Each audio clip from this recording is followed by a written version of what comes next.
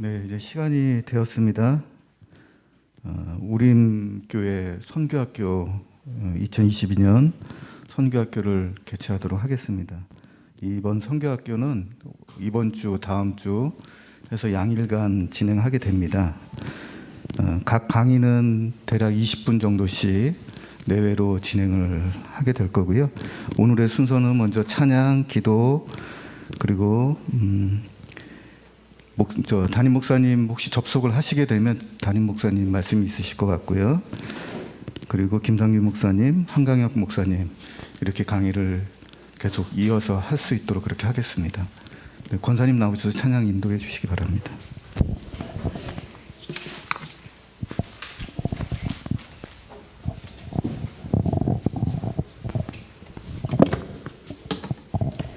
네, 안녕하세요. 오늘 서울 우림교회 선교학교에 오신 여러분들을 주님의 이름으로 환영하고 축복합니다. 오늘 처음 시작하는 우리 선교학교가 많은 은혜와 감동 있는 그런 시간이 되기를 바랍니다. 오늘 먼저 찬양을 두 곡 부를 거예요. 나는 예배자입니다. 이 곡하고 찬송가 있는 어두운 내 눈 밝히사 두 곡 부를 텐데요. 여기 계신 분들은 물론이고 우리 줌으로 하시는 모든 분들도 은혜와 감동이 있는 그런 찬양의 시간 되기를 바랍니다. 나는 예배자입니다. 시작하겠습니다.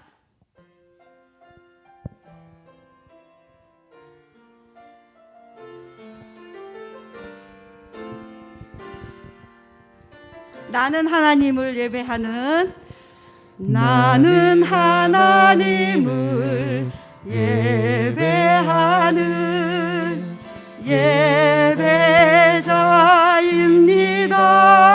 예배자입니다. 내가 서 있는 곳 어디서나 하나님을 예배합니다. 나는 하나님을 예배하는 나는 하나님을 예배하는 예배자입니다. 아멘. 내가 서 있는 곳 내가 서 있는 곳 어디서나 하나님을 예배합니다. 내 영혼 거룩한 은혜를 향하여 내 마음 완전한 하나님 향하여 이곳에서 바로 이 시간 하나님을 예배합니다. 나는 하나님을 예배하는 나는 하나님을 예배하는 예배자입니다. 아멘, 아멘. 내가 서 있는 곳 어디서나 하나님을 예배합니다.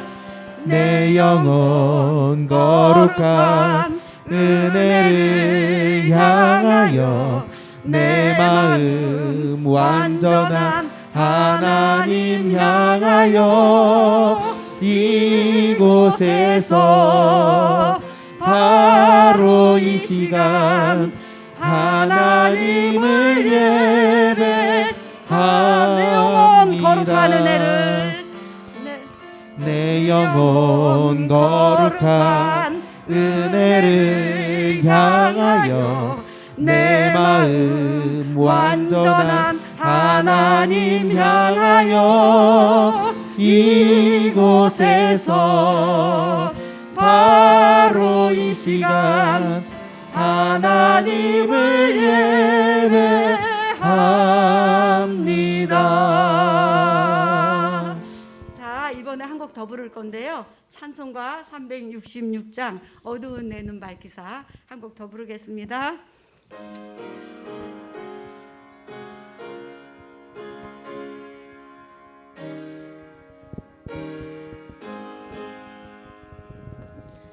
어두운 내 눈 밝히사 진리를 보게 하소서. 진리의 열쇠 내게 주사 참빛을 찾게 하소서. 깊으신 뜻을 알고자 엎드려 기다리오니 내 눈을 뜨게 하소서. 성령이여 막혀진 내 귀 여시사 막혀진 내 귀 여시사 주님의 귀한 음성을 주님의 귀한 음성을 이 귀로 밝히 들을 때에 내 기쁨 한량 없겠네. 아멘 아멘. 깊으신 뜻을 알고자 엎드려 기다리오니 내 귀를 열어 주소서. 성령이여 봉해진 내 벼시사 봉해진 내 입 여시사 복음을 널리 전하고 차가운 내 맘 녹여주사 사랑을 하게 하소서. 아멘. 깊으신 뜻을 알고자 엎드려 기다리오니 내 입을 열어 주소서. 성령 봉해진 내 벼시사 봉해진 내 입 여시사 복음을 널리 전하고 차가운 내 맘 녹여주사 사랑을 하게 하소서. 아멘 아멘. 깊으신 뜻을 알고자 엎드려 기다리오니 내 입을 열어 주소서. 성령이여 아멘.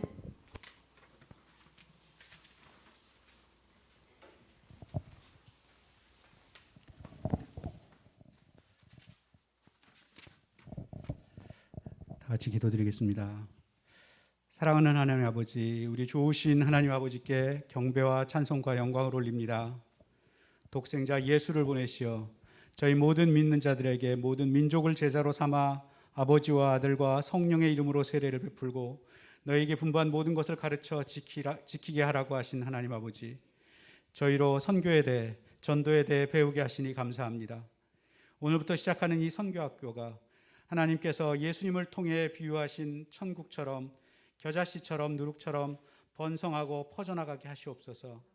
오늘 선교학교에서 가르치시는 두 분 선교사님께 성령의 충만함을 허락하시고 전하시는 말씀들이 저희 안에 살아 움직이게 하여 주시옵소서. 저희로 좋은 소식을 전하는 선교사의 삶을 살게 하시옵소서. 삶에서 교회에서 하나님의 나라와 뜻이 이루어지게 하시옵소서. 하나님의 자녀가 나타나는 것을 기대하시는 하나님 아버지, 하나님께서 저희를 통해 보내시게 하시옵소서. 하나님께서 저희를 통해 전파하게 하시옵소서. 또 듣는 자들이 듣게 하시고 믿게 하시옵소서. 서울 우림교회가 허락하신 선교의 사명을 다하도록 하시옵소서.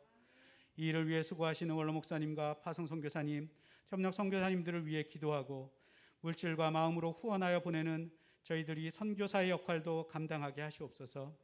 오늘 진행되는 선교학뿐 아니라 올해 계속해서 진행되는 선교와 전도에 대한 배움과 선교사님들과의 만남을 통해 하나님의 나라와 뜻을 이루어지게 하시옵소서. 순서를 맡으신 성도님들을 기억하시고 그들을 복주시고 인도하여 주시옵소서. 멀리서 선교지에서 참석하신 선교사님들과 또 이 자리에 참석한 모든 성도님들 주님께서 같이 하여 주시옵소서. 특별히 기도드리는 것은 신전의 담임 목사님께서 오늘 목감기 증상으로 자기 격리 중에 있으십니다. 하나님이 치료의 광선으로 빨리 회복하게 하시고 다음 주에는 건강한 모습으로 뵐 수 있도록 인도하시옵소서. 사랑하는 우리 주 예수 그리스도의 이름으로 기도드립니다. 아멘.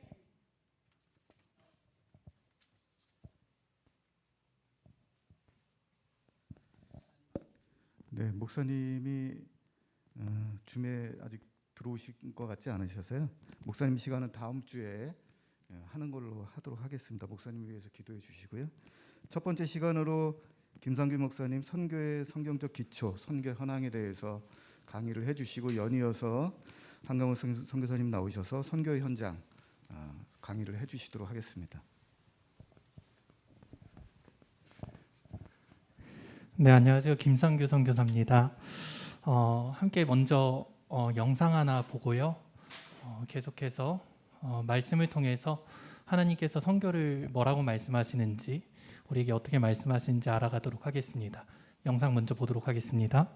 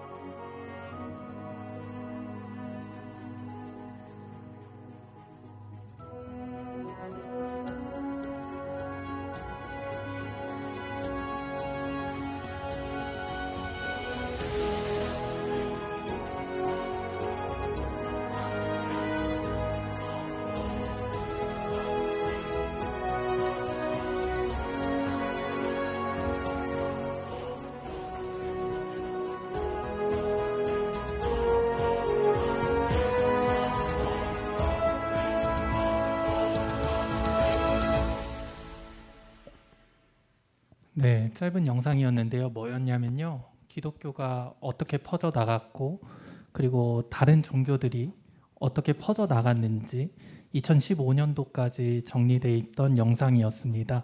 하얀색이 기독교였고요. 그리고 빨간색이 불교권, 그리고 공산주의권, 그 다음에 이슬람권이 파란색으로 표시가 되어 있던 것을 우리가 확인할 수 있었습니다. 그러면 PPT 계속 보면서 강의를 이어가도록 하겠습니다.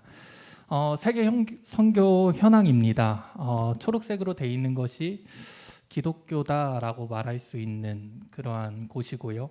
그리고 빨간색은 아직까지 복음이 들어가지 못한 곳이다라고 말할 수 있는 것이고, 노란색은 조금 표면적으로는 기독교다라고 말할 수 있는 곳을 이렇게 정리해 놓은 표입니다.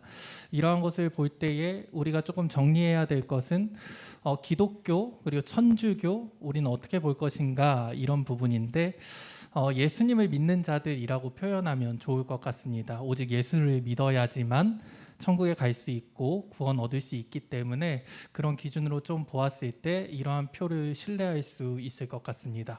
다음 표로 넘어가서요. 한국 선교사 현황입니다. 표를 좀 이렇게 보시면 자세히 보이시진 않으시겠지만 아래 연도가 이렇게 쭉 나와 있습니다.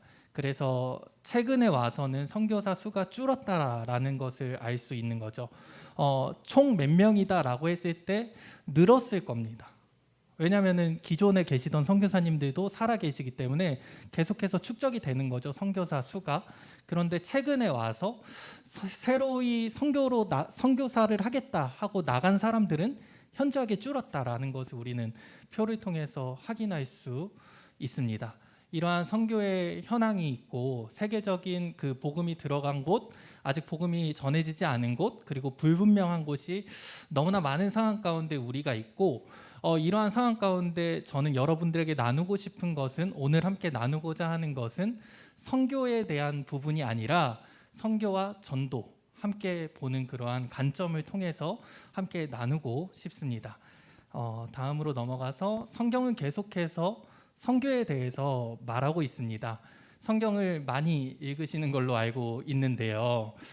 성경을 계속해서 읽어보면 하나님께서 우리에게 무엇을 말씀하시는지 알 수 있게 됩니다. 하나님께서 나에게 이것을 말씀하시고, 예수님께서 제자들을 이렇게 대하셨고, 예수님께서 제자들에게 이렇게 말씀하셨구나. 그렇다면 오늘날에 살고 있는 우리 교회들은, 하나님의 자녀들은, 그리고 하나님의 제자라고 말하는 우리는 어떻게 살아가야 할까라는 것을 성경을 통해 알 수 있습니다.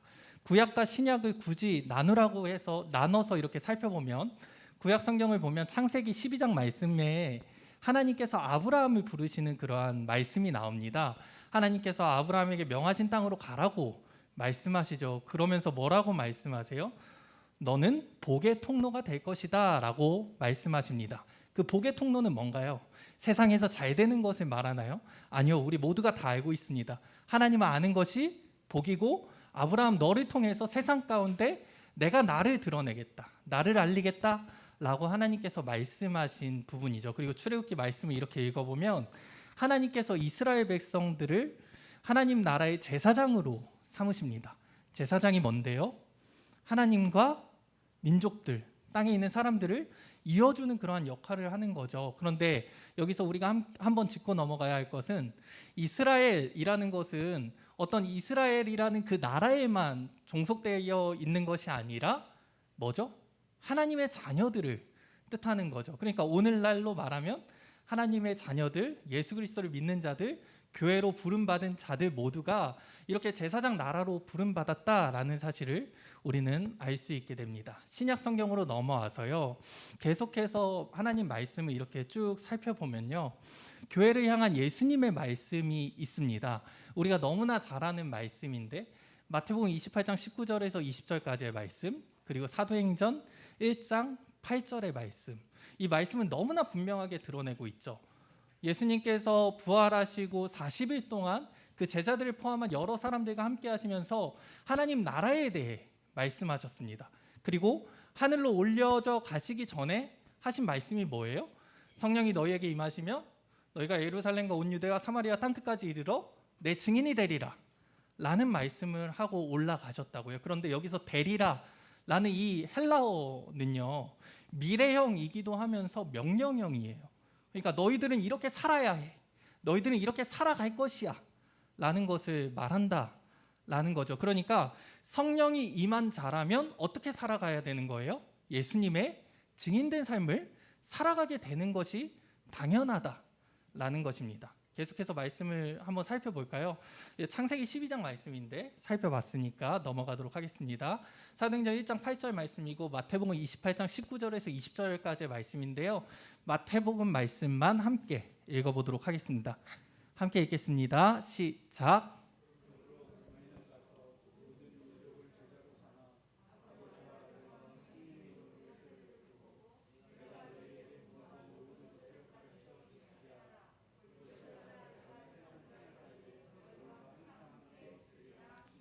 아멘. 예수님께서 하신 말씀입니다. 그런데 여기서 이제 관심 있게 봐야 할 것은, 우리가 이제 가서 모든 민족을 제자로 삼아야 하고 아버지의 마음과 성령의 이름으로 세례를 베풀어야 하는구나 라는 것은, 아버지의 이름과 성령의 이름으로 세례를 베풀어야 하는 것은 알겠어요. 그런데 예수님께서는 우리를 그냥 혼자 내버려 두시고 보내시는 게 아니라는 거죠. 우리와 함께 가신다 라고까지도 말씀하셨다라는 것을 우리가 좀 집중하고 뒤에 이어서 계속해서 살펴보도록 하겠습니다. 예수님께서는 제자들을 보내셨습니다. 예수님께서는 제자들에게 너희 그냥 여기서 이렇게 모여서 너희들끼리 나 믿으면서 살아라고 말씀하지 않으셨어요. 예수님께서는 결코 그렇게 말씀하시지 않으셨어요. 너희들 나 믿으니까 너희들 그 신앙 지키면서 너희 여기에 머물면서 이렇게 살아라고 말씀하신 것이 아니라, 다 흩어져서 나의 증인된 삶을 살아라라고 말씀하셨다고요. 누가복음 9장 1절에서 2절까지의 말씀 함께 읽도록 하겠습니다. 함께 읽겠습니다. 시작.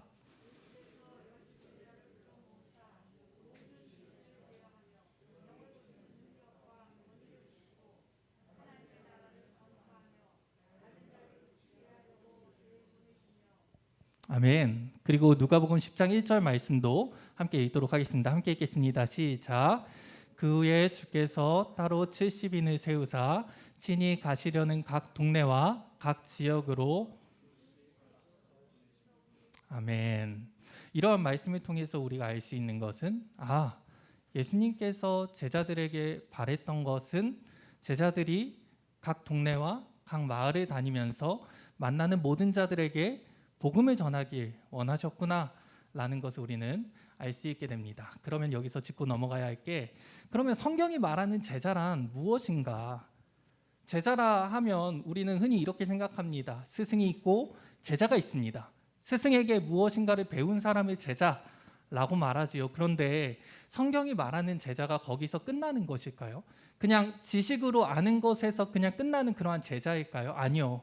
성경은 절대 그렇게 말하고 있지 않습니다. 머리로 안 것을 그냥 그대로 놓는 자는 아무것도 아닌 자라고 말해요. 행함 없는 믿음은 아무것도 아닌 것이라고 야고보서 말씀도 말하고요. 그 외에 다른 말씀들도 예수님께서는 제자라고 부를 때에 예수님을 따르는 자를 제자라고 하셨지, 그냥 그 자리에 있으면서 그냥 예수님, 이 사람이 예수님이구나 라고 아는 자를 제자라고 말씀하지 않으셨다라는 것입니다. 그러니까 예수님께 배웠고 예수님께 들었고 예수님의 그러한 행하시는 일들을 보았으면 그것을 실천하고 나가서 전하는 자를 제자라고 말씀하셨다라는 것입니다. 주님을 사랑하는 자며 주님을 닮아가는 자며 주님을 보고 배우는 자며 십자가를 지고 주님을 따르는 자며 주님만으로 만족하는 자며 주님만으로 살아가는 자며 주님의 증인된 삶을 살아가는 자, 이러한 자들이 성경이 말하는 제자입니다. 주님의 제자가 되는 것은 결코 쉬운 것이 아닙니다. 나는 하나님의 자녀니까 주님의 제자지 라고 생각할 수도 있고 맞는 말입니다. 하나님의 자녀가 됐으면 주님의 제자 맞습니다. 그러나 우리 가운데 실천이 있고 행함이 있으려면 우리가 진짜 행해야 합니다. 맞습니다. 그거 다 하나님께서 하시는 겁니다. 하나님께서 우리에게 그러한 마음 주시고 그렇게 행할 수 있는 환경과 상황을 만들어 주셔서 우리가 행할 수 있는 것입니다. 그러나 우리 가운데 우리의 열심도 필요하고 하나님의 열심 가운데 우리의 열심이 필요하다라는 말입니다. 그렇다면 여기서 질문 하나 드리겠습니다. 우리는 주님의 자녀입니까? 여러분들은 어떻게 답하시겠습니까? 답 안 하셔도 됩니다. 그냥 속으로 이렇게 생각하시면 됩니다. 여러분들은 어떻게 생각하십니까? 그렇다면 여러분들은 제자라는 것에 대해서 어떻게 생각하고 계십니까? 이 제자라는 것에 대해서 우리가 안다면 우리는 가만히 있을 수 없을 겁니다. 주님께서 보내신 그 자리가 있고 다 선교지 나가서 선교하라는 말 아닙니다. 하나님 말씀 우리에게 그렇게 말씀하지 않으시죠. 그러나 선교하면서 살아가라 라고는 말씀하세요. 다 타지에 가서 다른 민족에게 복음을 전하면서 살아가라 라고 말씀하시지는 않지만 있는 그 자리에서 선교하면서 살아가라 라고 말씀하신다는 것을 우리는 기억해야 합니다. 선교는 세상에 하나님 나라의 복음을 전하는 겁니다. 선교가 뭐라고요? 하나님 나라의 복음을 전하는 겁니다. 예수님이 이 땅 가운데 오셔서 뭐라고 말씀하셨나요? 회개하라, 천국이 가까이 왔느니라.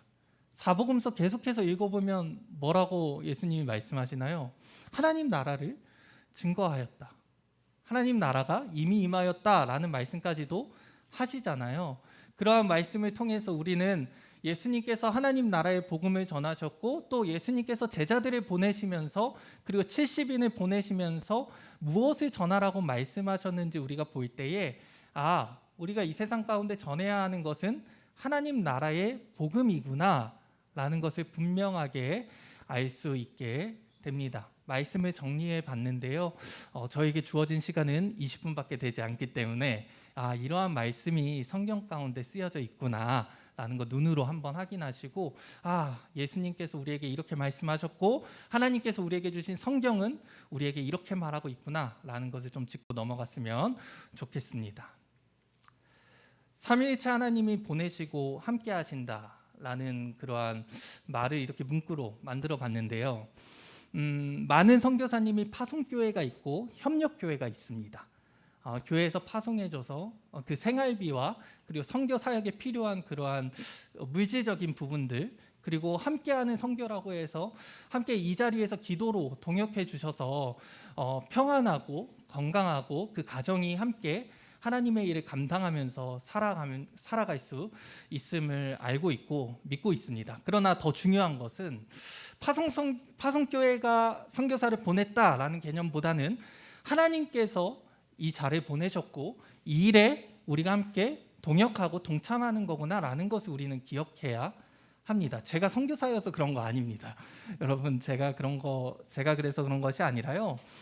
하나님의 말씀이 그렇게 말하고 있습니다. 고린도전서를 읽어보면 우리는 어떠한 교역자의 그 동역자가 아니라 하나님의 동역자입니다. 우리 모두는 하나님의 일을 함께하는 자지 어떠한 사람의 일을 함께하는 것이 아닙니다. 하나님이 말씀하신 것이 선교고 하나님이 말씀하신 것이 하나님의 나라를 전하는 것이기 때문에 그 일에 우리가 쓰임받는 거고 그 일에 우리가 동역하는 것이지 어떠한 한 사람이 갔기 때문에 그 사람을 돕는 거 절대 아닙니다.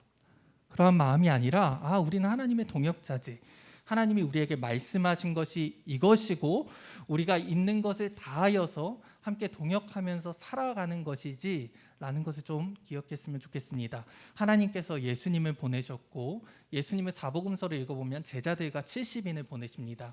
그리고 사도행전 말씀을 읽어보면 성령이 모든 그리스도인들에게 가서 복음을 전하는 그러한 마음을 허락하시고 만나게 하십니다. 이러한 말씀을 통해서 우리가 알 수 있는 것은 삼위일체 하나님이 모든 자들에게 복음을 전할 수 있도록 우리에게 역사하시고 우리와 함께 하신다라는 사실을 우리는 알 수 있게 됩니다. 이제 마지막입니다. 선교하는 삶이란 무엇일까라는 것에 대해서 조금 정리를 해봤습니다. 특별하나 특별하지 않은 삶이 선교하는 삶입니다. 왜냐하면 예수님을 알지 못하면 선교할 수 없습니다. 그래서 특별합니다. 그러나 예수님을 알고 믿는 자들이라면 선교하는 것이 마땅합니다. 교회라면 선교해야 되고 교회의 존재 자체가 선교이기 때문에 있는 그 자리에서 그리스도를 닮아가는 삶, 그리스도의 증인된 삶을 살아가는 것은 마땅하다라는 것을 우리가 기억했으면 좋겠습니다. 마지막에 이렇게 검은색으로 테두리 되어 있는 그 말씀을 그 말을 함께 읽고 마치려 합니다. 함께 읽겠습니다. 시작.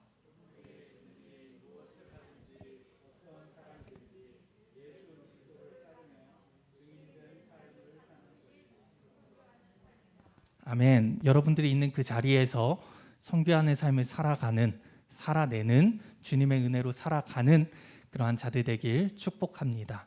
기도하고 마치도록 하겠습니다. 기도하겠습니다. 하나님, 감사합니다. 주님의 말씀을 통하여서 우리에게 주님께서 무엇을 말씀하시는 것인지 알아갈 수 있게 하여 주심에 감사합니다. 하나님께서 우리에게 말씀하신 것이 복음을 전하는 것이고 교회로 우리가 부름받아서 우리가 감당해야 되는 것이 복음을 전해야 하는 것임을 우리가 기억하게 하여 주시옵소서. 주님, 주님의 자녀라면, 주님이 세우신 교회라면 마땅히 이러한 일을 감당하며 살아갈 수 있도록 주님 우리의 생각과 마음과 뜻을 주관하여 주셔서 하나님의 일에 동참함에 기쁨이 흘러 넘치게 하여 주시고 하나님이 우리 사용하심에 감사로 나아갈 수 있는 우리 모두가 될 수 있게 하여 주시옵소서. 하나님께서 보내신 그 자리에서 주 예수 그리스도를 닮아가며 주님의 증인된 삶을 살아가는 우리 모두 될 수 있도록 주님 도와주시옵소서. 함께해 주시 믿사오며 예수님 이름으로 기도합니다. 아멘.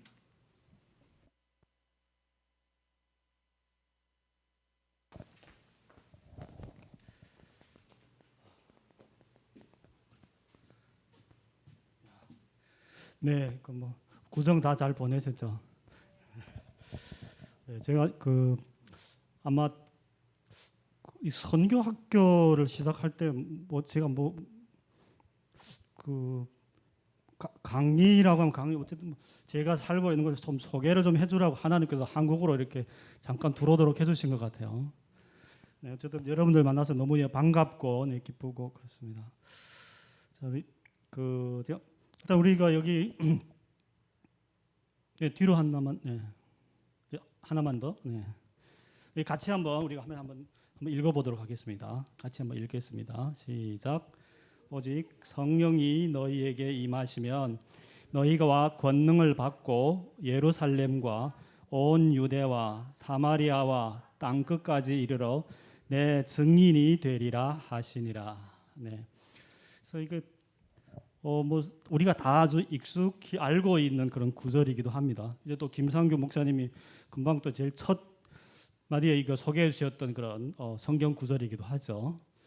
네, 근데 여기 이것은 하나님께서 우리에게 주신 그 첫째로 명령이죠. 너희는 내 증인이 되라. 네, 이렇게 성경은 하나님의 우리에게 주신 명령이라는 겁니다. 그럼 두 번째로는 우리가 성경은 하나님 교회가 해야 되는 마땅한 사명이라는 겁니다. 근데 그 하나님께서 그 우리에게 이렇게 선교 이렇게 말씀해 줄 때 예수님께서 해주신 아주 재미있는 그런 그 이야기가 한마디 있습니다. 내 멍에는 쉽고 내 짐은 가볍다 그러죠. 그래서 우리가 이제 그 선교 이러면 뭐 그 아주 이렇게 그 심각하게 생각하는데 사실 그렇게 심각하게 생각 안 하셔도 됩니다. 제가 처음 베트남 갔을 때 저를 처음 만났던 분이 이렇게 저한테 이야기를 해주시더라고요. 우리 한성규 사님 처음 왔는데 여기는 한국하고 기후도 다르고 이러기 때문에 오자부터 처음부터 열심히 뭐 하려고 하다 보면 일도 안 되거든요. 몸 다 망가진다. 그러니까 베트남에 오면 그냥 베트남을 한번 즐겨봐라. 그러면서 그분이 저한테 해주신 이야기가 이렇게 본인이 제일 처음 베트남 왔을 때에 그러니까 우리만 대중교통 버스를 타고 일부러 이제 제일 처음 역부터 마지막 끝까지 그냥 앉아서 한번 간다는 겁니다. 가면서 보면서 이제 기도하고 그렇게 한 2년을 보내셨대요. 그래서 베트남을 익히고 베트남이 얼마나 좋은지 한번 알고 그러면 그 다음에 뭐 일도 이렇게 진행이 될 수 있고 어쨌든 거기 현재 잘 적응할 수 있다고 그럽니다. 그래서 하나님께서 우리에게 명령해 주셨을 때 아무래도 그런 명령이 감당하는데 이 큰 짐이다 이렇게 생각이 안 된다는 겁니다. 또 쉽고 가볍게 이렇게 생각할 수 있다는 겁니다. 우리가 한국에서 사는 거나 베트남에서 사는 거나 똑같이 어쨌든 하나님의 명령을 지금 우리가 수행하고 있다는 것을 이해할 수 있습니다. 저는 이번에 제가 했던 그 베트남을 이렇게 한번 여러분들에게 이렇게 알려드리려고 합니다. 물론 우리가 다 잘 알고 있는데요. 여기 보면 그 해변가로 이렇게 노란색으로 된 길게 되어 있는 이 베트남입니다. 이 베트남 사람들은 한 세 이렇게 부분으로 이렇게 나눕니다. 여기 보면 그 맨박 이래서 북부 지역, 맨중 여기 가운데 중부 지역, 맨남 이게 남부 지역. 이 베트남 사람들이 이렇게 나눈다는 겁니다. 그리고 그 지역마다 이게 다 자기 또 특색이 있고 하는 말도 우리 말하면 사투리가 있듯이 이게 발음이나 이런 것도 조금씩 차이가 납니다. 그래서 남부 사람들 남부에 가서 이제 사는 사람은 그 남부 지역 사람 말을 배우고요. 북부에 사는 사람은 북부 지역의 말을 배우게 돼 있죠. 근데 이게 베트남 사람들은 남부 지역이나 북부 지역이나 사람들 말하면 다 통합니다. 근데 듣는 외국 사람이 가서 한번 들으려고 그러면 저 사람도 외국 사람인가? 이런 생각이 들기도 합니다. 어쨌든 이렇게 베트남이 있는데요. 베트남이 참 그 재미있는 나라인 것 같습니다. 그다음 그렇죠? 네, 이건 제가 인터넷에서 이렇게 가져온 건데 1월 14일 날 네. 언어는 베트남어라 그러는데 크기는 아마 우리 한국보다 한반도보다 1.5배, 인구도 우리 한 2배 정도 한 9천만에서 한 1억 정도 된다고 합니다. 네, 근데 베트남어가 이제 우리가 베트남 사람 딩베시라 그러거든요. 근데 이 베트남어라고 하는 것, 베트남에 이제 사는 사람 여러 사람들이 있는데 그 중에 베트남에 가장 많이 사는 사람들이 쓰는 언어를 이렇게 베트남어라고 부른다고 합니다. 네, 그다음 베트남에는 불교가 한 80% 된다고 이야기를 합니다. 그 통치하는 사람들은 공산주의 공산당의 어떤 집정하고 다스리고 있는데 제가 베트남에 가서 만나본 어떤 그런 그 나라의 어떤 그런 이런 태도를 보면 이 공산당이 다스리는 게 맞나 이런 생각이 들기도 합니다. 베트남이 대표적으로 유명한 사람이 한 사람 있죠. 호치민이라고. 정부 기관에서 그 사람이 사당을 만들어 놓고 이렇게 들어가면 이렇게 향도 피워 놓고 이렇게 합니다. 이게 유물론 사상을 가진 사람들이 이게 뭐 말이 되는 건가 싶기도 한데 어쨌든 베트남이 그렇습니다. 그걸 보면 이 베트남 사람들 이게 이해하기가 좀 이제 어려운 게 제가 이제 지금 베트남에 가서 한 2년 있었잖아요. 2년 있는데 저희들 제가 섬기는 이렇게 베트남 교회에 로뎀 교회에 사람들이 왔다가 이제 자기 일자리에 따라서 가기도 하고 하는데 한 번은 한 6개월 정도 어떤 청년이 왔는데 와서 이제 신앙생활도 잘 하고 이러길래 많이 바뀌고 변했나 보다 싶었는데 한 6개월 뒤에 다른 직장을 찾아서 이렇게 가더라고요. 가서 뭐 한 달 정도 지나서 저기 다른 지역으로 이사를 가서 하이성이라고 거기가 아마 하노이에서 뭐 그렇게 말하면 한 30km 이렇게 떨어져 있는 도시였는데 그 친구한테 한번 보러 간다고 갔는데 자기가 사는 집에다가 이 베트남 가면 거의 집집마다 이런 게 다 있습니다. 집에다 우리 말하면 사당이라고 할 거예요. 벽이 여기다 가운데다가 이렇게 이렇게 만들어 놓고 이렇게 뭐 자기들 조상 모시듯이 이렇게 하고 있는데 자기 집에다 그걸 만들어 놓고 있는 겁니다. 그래서 제가 하도 오기 막혀서 야 이거 너 이거 뭐 하는 짓이냐 그랬더니 자기가 어릴 때부터 아버지는 일찍이 돌아가시고 엄마 손에 살았는데 엄마가 자기를 그렇게 사랑해줬는데 지금 엄마도 돌아가고 얘가 지금 24살인가 이렇게 되는데 부모가 없이 그런데 이 엄마에 대한 어떤 그리움이 있어서 자기 엄마를 여기다 모셔놓고 있다는 겁니다. 야, 아니 그 교회에 와서 지금 그렇게 여러 날 있었는데 이게 지금 뭐 하는 짓이냐 말이 안 먹히는 거예요.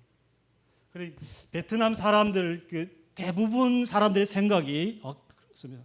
이게 자기들은 이게 우리가 뭐 신을 섬기는 게 아니라 이게 뭐 어떤 우리 어떤 주의 우리 사람들을 기리고 이게 또 우리 전통 문화로 이게 문화로 자리 잡고 있기 때문에 이게 나쁜 게 아니다 이렇게 생각을 하고 있는 겁니다. 그걸 바꾸는 게 쉽지를 않더라고요. 이 베트남에 어쨌든 그런 어떤 불교도 아니고 뭐 유교도 아닌 어떤 이상한 어떤 혼합된 어떤 이런 현지의 어떤 그런 것들 굉장히 뿌리 있게 있습니다.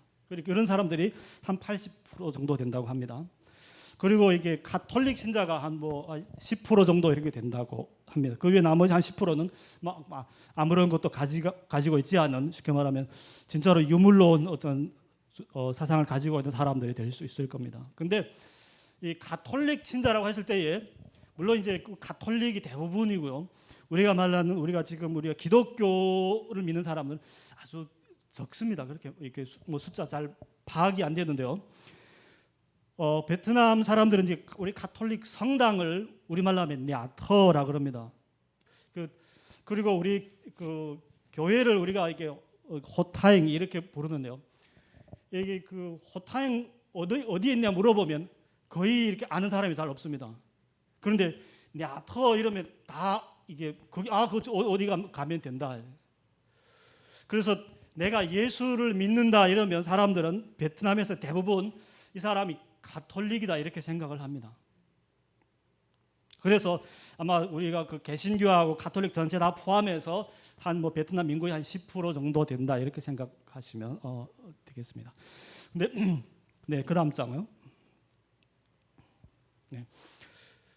베트남은 실제로 종교 탄압이 없다 그러는데 본인들 하는 말로 하면 이게 베트남 사람들끼리 모여서 뭐 어쨌든 우리가 예수를 믿던 불교를 믿던 거의 이렇게 정부에서 이렇게 관여를 안 합니다. 그리고 그 우리로 말하면 주민등록증이죠. 이 사람 신분증에 이게 종교란이 따로 있습니다. 그래서 보면 이게 아까 제가 얘기했던 가톨릭 그 신자들에게 띵라이크라고 우리 말하면 이게 개신교 이런 말인데 어쨌든 그 우리가 기독교 이쪽이 갖고 있는 사람 다 이게 신분증에 딱 이렇게 박혀서 나옵니다. 그러니까 그걸 갖고 이제 뭐 모든 일을 다 할 수가 있는데 근데 이제 이게 불이익은 좀 있습니다. 쉽게 말해서 경찰이나 군인이나 아니면 국가의 고위 공무원이 될 수는 없습니다. 그래서 대신 그런 불이익은 있고 내가 그냥 예수 믿고 모여서 이렇게 예배드리고 이런 데 대해서 제한하지는 않습니다. 그렇고요. 그런데 이제 여기 선교의 자유는 허락하지 않는 거죠. 그래서 외국인들이 와서 외국인들끼리 모여서 예배드리는 거에 대해서는 뭐 이렇게 예배드리도록 해줍니다. 그런데 외국인이 와서 이게 베트남 사람들한테 베트남인들한테 복음을 전하고 뭐 교회를 세우고 이런 것은 금지를 합니다. 그러니까 이게 뭐 어떤 왜 이렇게 생각하고 있는지 아직도 저도 아직 잘 파악은 안 되고 있습니다만 대부분 이제 그 공산주의 이 정권이 있는 나라들에서 거의 이렇게 대부분 어떤 취하는 어떤 그런 정책이기도 합니다. 그래서 이 외국인들하고 같이 이렇게 어쨌든 와서 종교 모임을 하고 행위를 하는 것을 이 베트남 정부에서 아주 민감하게 반응을 합니다. 그래서 일부 이제 사람들이 이제 뭐죠 이렇게 우리만 추방이 되기도 하고요. 어쨌든 여러 가지 어떤 그런 일들이 이렇게 일어나고 있습니다. 그래서 어쨌든 외국인이 와서 베트남 사람들 함께 섞여서 이렇게 예배드리고 하는 것은 이게 법적으로는 금지되어 있습니다. 그리고 또 특별히 이제 그 베트남 정부에서 민감하게 생각하는 것들이 있는데 그 베트남인들 중에 또 우리 보면 베트남이 여러 이제 다양한 사람들이 함께 살고 있습니다. 근데 그 베트남 정부에서 외국인이 이게 또 접근하는 것을 아주 싫어하는 어떤 그런 일부의 사람들이 있습니다. 그래서 그 이야기를 하고요. 다음 장 한번 넘겨주세요. 우리가 베트남이 다민족 국가입니다. 저는 이제 처음에 베트남 갈 때는 베트남 똑같이 그냥 베트남 사람은 다 단일 민족인 줄 알았는데 가보니까 아니더라고요. 베트남 정부에서 공인하는 민족 54개 민족이라고 그럽니다. 근데 그 중에 이제 제일 많이 사는 사람들이 낑이라고 하는 그런 민족인데요, 종족인데 이 사람들이 어떤 베트남 가장 주류의 어떤 그런 민족입니다.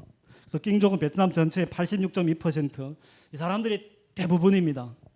그 외에는 뭐 다른 50세계 그 민족들은 아주 사람이 많지는 않습니다. 소수 민족들이 이렇게 살고 있는데, 그런데 이분들은 이런 소수 민족들은 대부분 이렇게 산에서 삽니다. 산 속에서.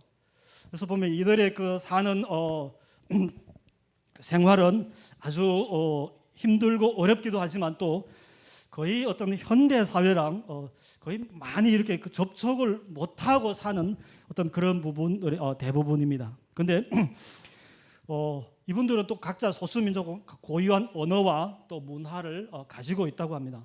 그래서 각자 자기들 하는 말이 있고 산에서 살다 보니까 이 사람들은 이제 학교를 보내는데 이제 자기 민족의 언어로 이렇게 가르치는 학교에 많이 보냅니다. 자기 집에서 또 가깝고 이러다 보니까. 근데 그런 분들 중에 보면 소수민족들 중에 우리가 알고 있는 베트남어를 또 잘 못하는 사람들이 상당히 많이 있습니다. 그래서 참 제가 처음에 가서 그분들을 접촉했을 때 저도 이제 베트남어를 잘 모르긴 하지만 그래도 뭐 조금 배워서 그분들한테 뭐 이를 악물고 베트남어를 한두 마디 하면 그분들이 다 알아들을 줄 알았는데 전혀 이렇게 반응이 안 나오는 겁니다. 나중에 알고 봤더니 그분들은 또 자기들도 이제 베트남어를 못하고 있는 겁니다. 본인들 하고 있는 언어가 따로 있어서. 네. 그래서 저는 참 그걸 읽어보면서 좀 충격이었습니다. 자, 네.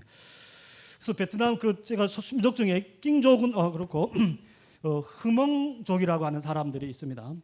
이 사람들 뭐 중국에서 이렇게 내려왔다고 해서 베트남에서는 이 사람들을 중국 사람이다 이렇게 부르기도 합니다. 근데 뭐 이 사람들이 하는 말을 들어보면 뭐 완전히 다른 건데요.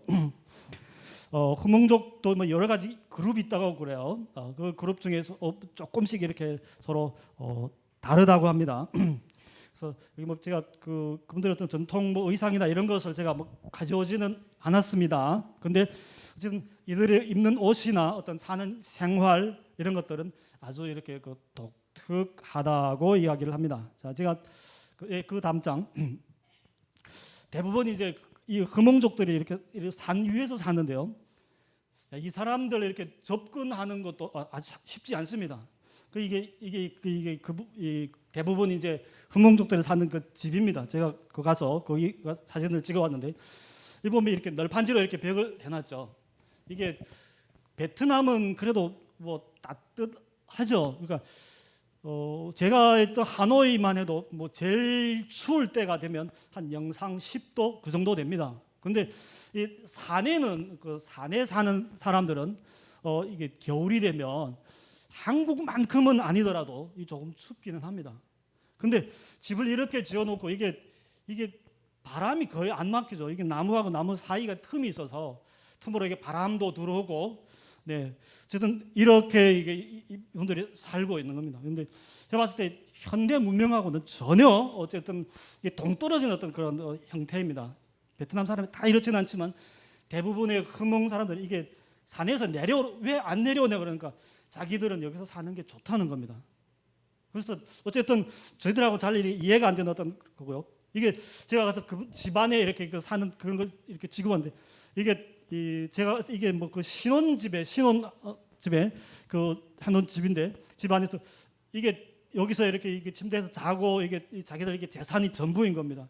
요 바깥에 요거는 이제 부엌에서 자기들 음식을 만들어 먹고 뭐 이렇게 하는 어떤 이런 공간인데요. 이게 부엌의 전부입니다. 그래서 여기를 불 피워놓고 여기서 어쨌든 본인들이 음식을 만들어 먹고 이렇게 하는 겁니다. 그래서 지금 현대 이런 사회에 이렇게 살고 있는 사람들도 있구나. 그래서 이 소수 민족들 중에 이렇게 베트남에서 킹족 외에는 다른 소수 민족들은 이렇게 살고 있는 분들도 상당히 많이 있다고 하는 사실을 우리는 알 수 있습니다. 그래서 제가 그때 다문화 우리 그 모임에 있을 때 저도 베트남 분들이 다 그냥 뭐 똑같은 민족이겠지 했는데 제가 뭐 확인은 안 해봤습니다만 아마 그 베트남에서 온 분들 중에 또 다른 어떤 그런 소수 민족들 중에서 오신 분들도 아마 있을 겁니다. 잘 확인해 보면. 근데 아마 그분들도 아마 이렇게 또 이야기 들어보면 더욱 상세한 것도 우리 알 수가 있을 겁니다. 제가 갔을 때는 이거는 이게 그 흠몽족으로 된 이게 하나는 성경이고 하나는 이분들이 자기들 손으로 써놓은 찬송가입니다. 이게 자기들 손으로 이렇게 글을 썼는데 글이 보면 베트남어 또 같아 보이기도 하고 이렇게 좀 이게 다르기도 한데 흠몽족은 자기 민족 언어와 문자가 따로 있습니다. 그래서 이 사람들은 이게 애들 학교를 공부하고 이렇게 글을 예쁘게 쓰고 이러는데도 이 베트남어를 잘 못하는 어떤 그런 분들이 또 있습니다. 네, 그 다음 장. 네, 이거는 제가 방문했던 그 교회에서 여기 이게 중학교 다니는 학생도 있고 중학교 졸업한 애들도 이렇게 와서 우리 말하면 그 주일 예배를 준비하기 위해서 성가 찬양 연습하고 하던 그런 여기 애를 업고 이쪽 옆에 사진에 보면 애를 업고 있는 사람이 이 애기 엄마인데 아마 한 18살, 19살 그 정도 이렇게 되어 보입니다. 키도 그렇고. 근데 이분들 대부분 보면 남자들은 그래도 이제 고등학교를 가기도 하고 또 중학교 졸업하면 밖에 나가서 도시로 일하러 가기도 하고 하긴 하는데 이 여자들은 특별히 중학교를 졸업하면 아까처럼 그런 산 속에서 이렇게 살다가 한 16, 17살 되면 결혼을 하고 아이를 낳고 평생을 이곳에서 이 안에서만 여기서만 살고 있는 겁니다. 그래서 제가 이제 여기 있는 이 중학교 졸업 찬송 아까 준비하고 있는 이 친구들한테 물어봤습니다. 중학교를 졸업하면 고등학교를 가고 싶냐 그러니까 그 중에 뭐 2명인가 자기들 가고 싶다고. 네. 그런데 그러면 왜 안 가냐 그러니까 일단은 이분들 그 생각 중에 여자애가 공부를 해서 뭐 하냐 부모들이 일단 그렇게 생각을 하고 있다는 겁니다. 그리고 아까처럼 산속에서 이렇게 살다 보니까 이게 그 고등학교 가려면 이게 집에서 더 멀리 떨어지기도 하고 고등학교부터는 이게 흐멍족 자기들 언어로 가르친 학교가 없는 겁니다. 그러니까 다른 학교 이제 그 딩베스로 쉽게 말하면 낑족이랑 같이 공부해야 되고 전 베트남어로 가르치는 학교로 가야 되는데 이게 잘 이게 그 따라가기가 어려워지는 겁니다. 네. 그래서 그런 이유도 있고 또 우리로 말하면 한국에서 말하면 이게 1년에 그 고등학교 1년 학비가 한 50만 원 이렇게 된답니다. 근데 그 돈이 또 부족해서 일단 어쨌든 그런 여러 가지 이유로 자기들은 학교에 안 가고 있다는 겁니다. 그래서 어쨌든 이런 저는 들어보면서 이 다른 어른들은 이제 뭐 나이도 들었고 일단 여기서 이렇게 살고 이러니까 그렇더라도 이 애들한테만큼은 우리가 기도하면서 공부하고 싶은 사람이 있다 그러면 진짜로 이게 어떤 우리가 한국에서 우리 교회도 그렇고 우리 가족 어떤 한 가정에서 한 아이를 이렇게 우리가 입양한다고 하는 그 생각으로 그냥 돈만 줘서 될 일이 아니라 그러니까 잘 또 공부도 하고 이제 앞으로의 어떤 이런 자기 꿈을 가지고 살아갈 수 있도록 어떤 이런 연결해 주는 게 필요하겠다. 저는 그때 당시 이런 생각이 좀 들더라고요. 그래서 이 흐몽족 중에 분들 참 그 아이들 특별히 그 여자 아이들 이게 사실 이 재능이 있는데 어떤 그 환경 때문에 어떤 그곳에서 이렇게 평생을 살아야 되는 어떤 이런 분들을 도울 수 있는 방법이 있으면 좋겠다 이런 생각을 해봅니다. 그래서 제가 그 베트남에 아까 54개 민족이 있는데 그중에 흐몽족 제가 가서 접촉해봤고 다른 뭐 민족도 접촉해봤습니다만 특별히 참 이 그 흐몽족 특별히 이렇게 마음에 남았습니다. 그 중에서 제가 이제 그분들이 모였을 때 충격을 받았던 게 이분들 사는 데가 옌바이라고 하는 뭐 하노이에서 한 200km 정도 떨어진 지역인데요. 아까 이분들이 사는 산 속에서 우리로 한국으로 말하면 우리 군 소재지죠. 옌바이 군 소재지라고 한다면 자기들 사는 거리에서 한 30km 정도 이렇게 떨어져 있는 지역이 있습니다. 그래서 제가 그럼 이 중에 그때 뭐 이렇게 모였던 그 몇 사람 중에 혹시 30km 되는 옌바이까지 가본 사람이 있냐 그러니까 아무도 없는 겁니다. 그러니까 이게 30km 되는 거리도 한 번도 안 나가고 거기서 그냥 자기 집 어려서 자랄 때 학교 거기 가는 걸어서 가든지 자전거 타고 가든지 좀 고만한 거리 한 5km 정도 되는 거리에 가는 어떤 거기까지 갔다 온 게 자기 전부인 겁니다. 이제 앞으로는 또 어떻게 될지 모르지만 어쨌든 저는 그들을 보면서 야 이들에게 예수님도 전하고 어떤 이들의 삶도 어쨌든 우리가 같이 나눌 수 있고 같이 기도할 수 있는 어떤 그런 상황이 되었으면 참 좋겠다 이런 생각을 했었습니다. 그래서 우리 또 서울우림교회에서도 선교학교를 우리가 하면서 가서 복음을 전하고 또 교회를 세우고 뭐 이런 일도 했지만 저는 이제 그와 더불어 그곳에는 사람을 키우고 사람을 세우고 살리는 일이 참 중요하다. 이것도 선교의 가장 중요한 부분이 아닐까 이렇게 생각을 합니다. 그래서 여러분들 이분들 특별히 또 베트남에는 흐몽족 또 뭐 다른 50세계 다른 소수 민족들 또 낑족도 함께 기억하면서 기도하시고 또 뭐 언젠가는 우리가 이게 코로나가 사라지고 하면 언제 또 베트남에 한 번씩 방문하셔서 네, 그곳에 가서 이분들과 같이 함께 삶도 함께 나누고 또 어떻게 우리에게 역사하셨던 하나님의 은혜를 또 전달하고 그런 길이 있었으면 좋겠습니다. 네, 한번 제가 기도하겠습니다. 예, 하나님 아버지 또 이렇게 저희들 또 서울우림교회 또 우리 선교학교를 시작하도록 허락하여 주시고 참 이것이 또 우리 선교에 대한 하나님의 마음을 더 깊이 있게 알아가며 또 우리의 마음 속에서 우리의 삶에서 나타내셨던 하나님의 크신 은혜와 능력을 또 우리 살고 있는 우리의 주위에 또 우리를 보내주신 그 땅에 살고 있는 그 사람들이 주민들에게 하나님의 크신 은혜를 알리는 그런 일로 또 파급 효과가 일어나도록 우리 주님 축복하여 주옵소서. 우리의 모든 섬김 위에 기름 부으시는 주님을 찬양하오며 존귀하신 예수님의 이름으로 기도하옵나이다. 아멘. 다 같이 주기도문 하겠습니다.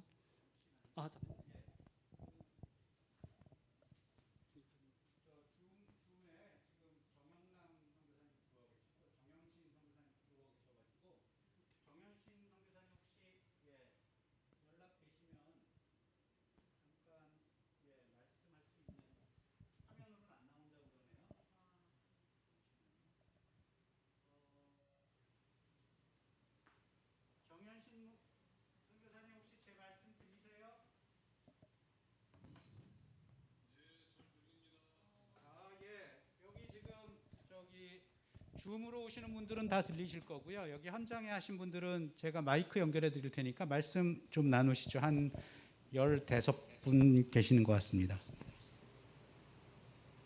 말씀하시면 됩니다. 네, 정영철 선교사입니다. 네, 요르단에서 잘 지내고 있습니다. 지금 현재 아침 6시 반이고요. 네, 우리 교회에서 선교학교를 해서 개교회가 이렇게 선교학교를 하기가 이렇게 쉽지 않고 많은 교회가 하고 있는 것이 아닙니다. 제가 예전에 신대원 다니면서 교육전도사 사역할 때 그 교회에서 제가 이제 선교사 앞으로 이렇게 나갈 거니까 선교학교를 계획하라고 하셔가지고 한번 한 적이 있는데 그때도 지금도 선교학교를 개교해서 하는 것은 상당히 드물거든요. 그런데 우리 서울우림교회에서 이렇게 개최하시고 또 많은 분들이 관심을 가지시고 줌에도 많은 성도님들이 계십니다. 귀하게 생각하고요, 감사하게 생각하고 더불어서 줌 통해서라도 많은 분들 만나 뵙게 돼서 반갑습니다. 감사합니다. 예, 감사합니다. 가능하면 다음번에 한번 줌으로 연결해서 선교사님 말씀도 한번 듣도록 하겠습니다. 예, 제가 그냥 마무리를 하겠습니다. 다음 주에는 조민혁 목사님하고 그 다음에 김두현 목사님 하실 거고요. 오늘 말씀 안 하신 담임 목사님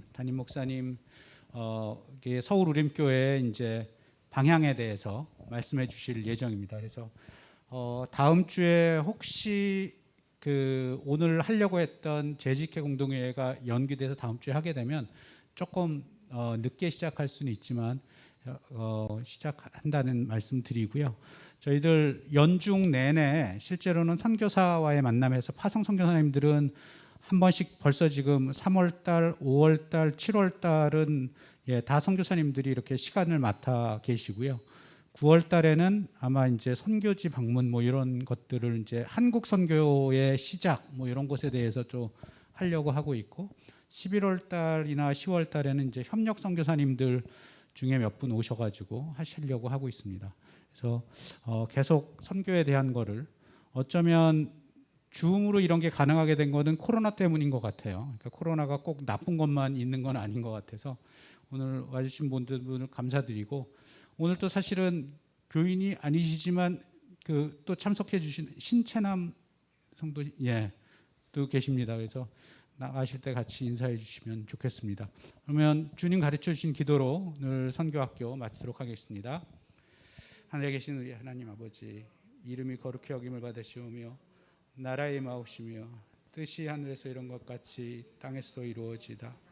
오늘날 우리에게 일용할 양식을 주옵시고 우리가 우리에게 죄 지은 자를 사하여 준 것 같이 우리 죄를 사하여 주옵시고 우리를 시험에 들게 하지 마옵시고 다만 악에서 구하옵소서. 대개 나라와 권세와 영광이 아버지께 영원히 있사옵나이다. 아멘. 하나님께 영광의 박수 올려드립니다. 감사합니다.